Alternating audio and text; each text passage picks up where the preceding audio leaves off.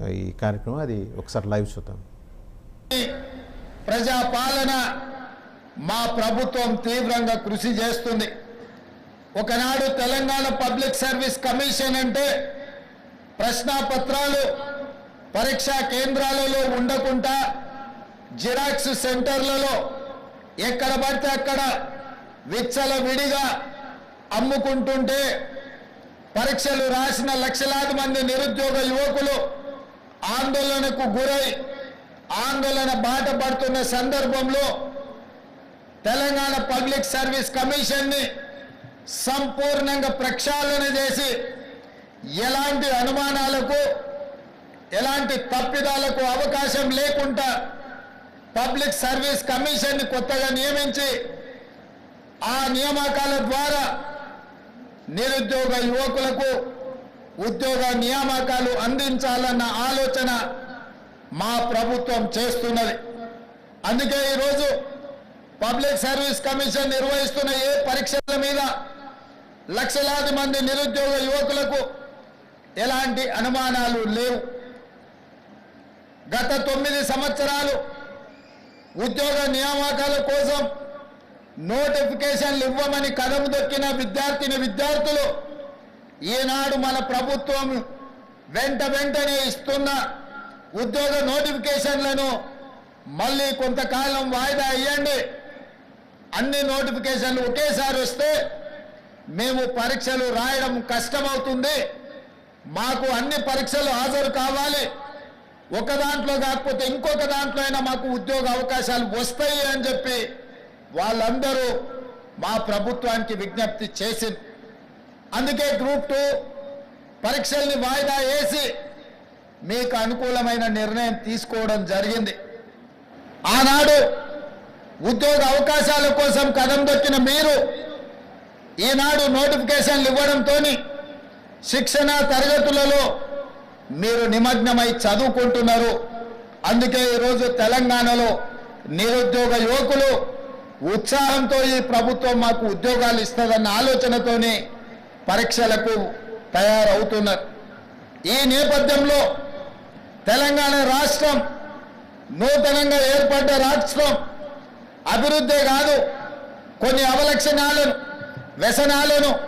వ్యసనాలకు బానిసలైన కొంతమంది వ్యక్తులు స్వార్థ ప్రయోజనం కోసం తెలంగాణలో డ్రగ్స్ కానీ గంజాయి కానీ సైబర్ క్రైమ్ నేరాలకు కొంతమంది పాల్పడుతున్నారు. ఇట్లాంటి ప్రత్యేకమైన సందర్భంలో దాదాపుగా 540కి పైగా ఎస్ఐలు ఏఎస్ఐలు ఈరోజు తెలంగాణ సమాజానికి సేవలు అందించడానికి మీరు ముందుకు వస్తున్నారు. అందుకే ఈరోజు మీ పరేడ్ చూసిన ముఖ్యంగా పల్లి భాగ్యశ్రీ మీ పరేడ్ కమాండర్గా ఈరోజు ప్రదర్శించిన నైపుణ్యం మీ అందరిని చూసిన తర్వాత నాకు సంపూర్ణమైన విశ్వాసం కలిగింది. రేపటి నుండి మీరు తెలంగాణ రాష్ట్రంలో డ్రగ్స్ మీద గంజాయి మీద సైబర్ నేరాల మీద ఉక్కు పాదం మోపి తెలంగాణ రాష్ట్రంలో గంజాయికి డ్రగ్స్ కు స్థానం లేదు, అట్లాంటి కార్యక్రమాలకు ఎవరైనా పాల్పడితే వాళ్ళని ఎవరిని క్షమించము అనే విధంగా మీరు ముందుకు నడుస్తారని మాకు సంపూర్ణమైన విశ్వాసం కలిగింది. మిత్రులారా, ఇది ఉద్యోగం కాదు, ఇది ఉద్యోగ భద్రత కాదు మీకున్నది. తెలంగాణ రాష్ట్రంలో ముఖ్యంగా పోలీసు విభాగంలో చేరే ప్రతి యువకుడికి ఇదొక భావోద్వేగం. ఇది ఉద్యోగ బాధ్యత కాదు, ఇదొక భావోద్వేగం. ఈ రాష్ట్రాన్ని మనం వందలాది మంది మీలాంటి నిరుద్యోగ యువకులు ఉద్యమకారులు ప్రాణ త్యాగాలు చేసి తెలంగాణ రాష్ట్రాన్ని సాధించుకున్నాం. ఈ సాధించుకున్న రాష్ట్రంలో వ్యసనాలకు తావు ఉండకూడదు, గంజాయి డ్రగ్స్ సైబర్ నేరాలకు ఎక్కడ కూడా అవకాశం ఉండకూడదు. ఈ తెలంగాణ రాష్ట్రం మనది, 4 కోట్ల తెలంగాణ ప్రజలు మన కుటుంబ సభ్యులు.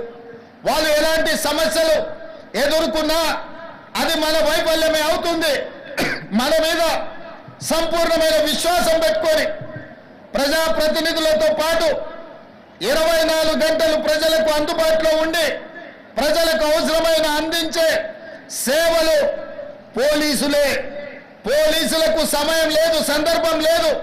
ఏ సమస్య వచ్చినా, వరదలు వచ్చినా, కరువు వచ్చినా, లేకపోతే భూకంపాలు వచ్చినా, శాంతి భద్రతల సమస్యలు వచ్చినా, లేదా మత కలహాలు వచ్చినా, ఆర్థికపరమైన నేరాలు జరిగినా, ఏది జరిగినా ముందు బాగానే ఉండి ఆ సమస్యల మీద పోరాటం చేసేది పోలీసు సిబ్బంది, పోలీసు విభాగం.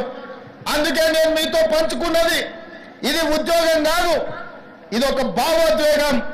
ఈ భావోద్వేగమే ఈ తెలంగాణ రాష్ట్రాన్ని పునర్నిర్మించి భవిష్యత్ తరాలకు బంగారు బాటలేసే బాధ్యత మన అందరి మీద ఉన్నది. అందుకే ఈరోజు తెలంగాణ రాష్ట్రంలో ఒక పక్కన నిరుద్యోగ సమస్యను పరిష్కరిస్తూ ఇంకొక పక్కన విదేశీ పర్యటనలకు వెళ్ళి జాతీయ అంతర్జాతీయ స్థాయిలో తెలంగాణ రాష్ట్రానికి వేలాది కోట్ల రూపాయల పెట్టుబడులు తీసుకొచ్చి పరిశ్రమలను స్థాపించి